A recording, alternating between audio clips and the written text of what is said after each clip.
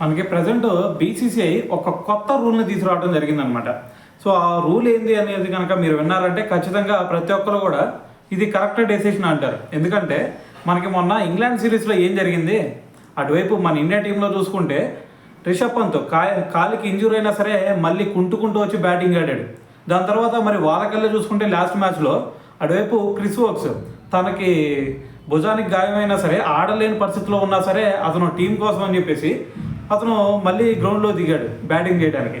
So మరి ఈ situation చూసిన తర్వాత ప్రతి ఒక్కరు కూడా ఐసీసీ ఈ రూల్ని చేంజ్ చేసి మరి అతని ప్లేస్లో కొత్త బ్యాట్స్మెన్ తీసుకొస్తే బాగుండిద్ది, అటువంటి రూల్ క్రియేట్ చేస్తే బాగుండిద్ది అని చెప్పేసి అందరూ అనుకున్నారు కదా.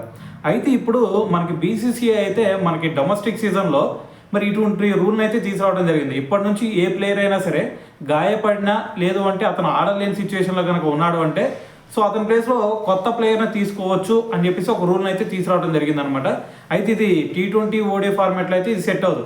ఓన్లీ మల్టీ డే మ్యాచెస్ ఏవైతే ఉంటాయో సో వాటిల్లో మాత్రమే సో ఈ రూల్ అయితే అమలు అవుతుంది అనమాట. సో మరి ఇదే రూల్ని మరి ఐసీసీ కూడా అమలు చేస్తే చాలా బెటర్గా ఉంటుంది అని చెప్పేసి చాలామంది కామెంట్ చేస్తూ ఉన్నారు.